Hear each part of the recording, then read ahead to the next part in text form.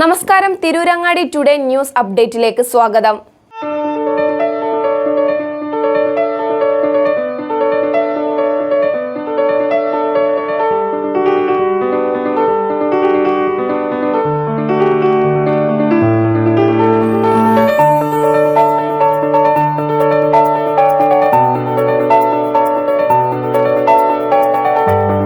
Amiya golden diamonds bypass road Chemmad.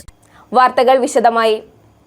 പള്ളികൾ അപ്രത്യക്ഷമാകുമോ എന്ന ആശങ്ക സാധാരണക്കാരിൽ ഉയർന്നു കഴിഞ്ഞിരിക്കുന്നുവെന്ന് KT ജലീൽ MLA. RSSും BJPയും അതിനുള്ള നീക്കങ്ങൾക്ക് തുടക്കം കുറിച്ചിരിക്കുകയാണ്. അവർ തന്നെയാണ് നമ്മുടെ ഉത്സവങ്ങളെ മതവൽക്കരിച്ചതെന്നും അദ്ദേഹം പറഞ്ഞു. CPIM തിരൂരങ്ങാടി ഏരിയ സമ്മേളനത്തിൻ്റെ സമാപന ദിനത്തിൽ ചെമ്മാട് നടന്ന പൊതുസമ്മേളനം ഉദ്ഘാടനം ചെയ്യുകയായിരുന്നു അദ്ദേഹം. എല്ലാ മതസ്ഥരും ഒരുമിച്ച് കൂടുന്ന ഇടങ്ങളാണ് ഉത്സവനാളുകളും ഉത്സവ പറമ്പുകളും.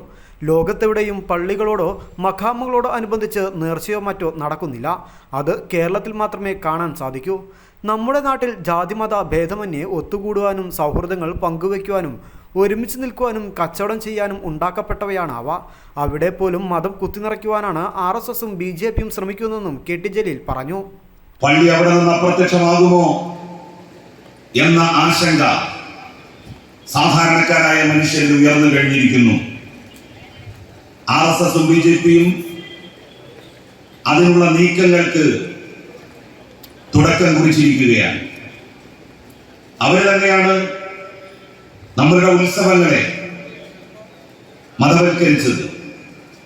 നേർച്ചകളും ഉത്സവങ്ങളും പള്ളിപ്പെരുന്നാളുകളും ചർച്ചകളോടനുബന്ധിച്ച പള്ളിപ്പെരുന്നാളുകളും നമ്മളുടെ നാട്ടിലെ സൗഹൃദത്തിന്റെ സ്നേഹ കൈമാറ്റത്തിന്റെ വേദി എന്നുള്ള നിലയിലാണ് ഉത്ഭവിച്ചിട്ടുണ്ടാവുക. എല്ലാ മതസ്ഥരും ഒരുമിച്ച് കൂടുന്ന ഇടങ്ങളാണ് ഉത്സവ നാളുകളും ഉത്സവ പറമ്പുകളും. നേർച്ചകളും പള്ളിയുടെ കോമ്പൗണ്ടുകളും നേർച്ചയോടനുബന്ധിച്ച ആളുകൾ ഒരുമിച്ച് കൂടും. ചർച്ചകളോടനുബന്ധിച്ച പള്ളി പെരുന്നാളുകൾ അത് കേരളത്തിൽ മാത്രമേ നമുക്ക് കാണാൻ കഴിയൂ. നേർച്ചകളും കേരളത്തിലേ നമുക്ക് കാണാൻ സാധിക്കും.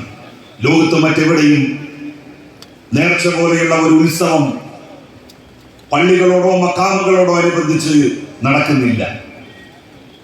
നമ്മുടെ രാജ്യത്ത് ഹിന്ദുക്കളും മുസ്ലിങ്ങളും ക്രൈസ്തവരും ഒരുമിച്ച് കൂടാൻ, ഒത്തുകൂടാൻ, സൗഹൃദങ്ങൾ പങ്കുവെക്കാൻ, എല്ലാ മത ജാതി വ്യത്യാസങ്ങളും മറന്നുകൊണ്ട് ഒരുമിച്ച് നിൽക്കാൻ, കച്ചവടം ചെയ്യാൻ, അതിനെല്ലാമായി ഉണ്ടാക്കപ്പെട്ടതാണതെല്ലാം.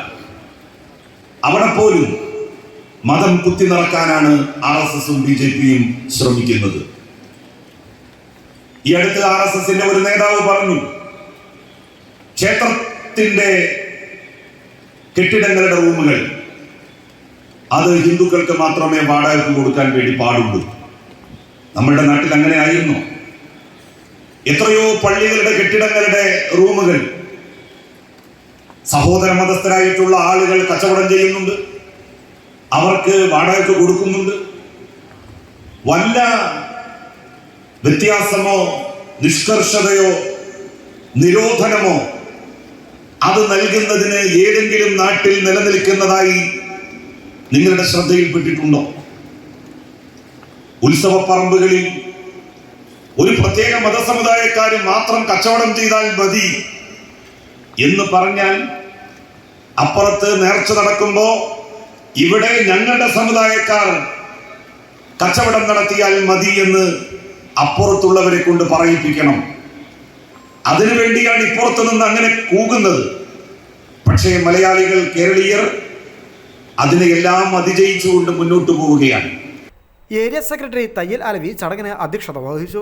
ജില്ലാ സെക്രട്ടേറിയറ്റ് അംഗം E. ജയൻ, ജില്ലാ കമ്മിറ്റി അംഗം VP സോമസുന്ദരൻ എന്നിവർ ചടങ്ങിൽ സംസാരിച്ചു.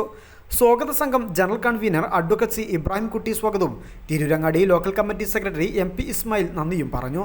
തുടർന്ന് ഗാനമേളയോടെയുള്ള കലാപ്രകടനങ്ങളും നടന്നു. News bureau, Tirurangadi.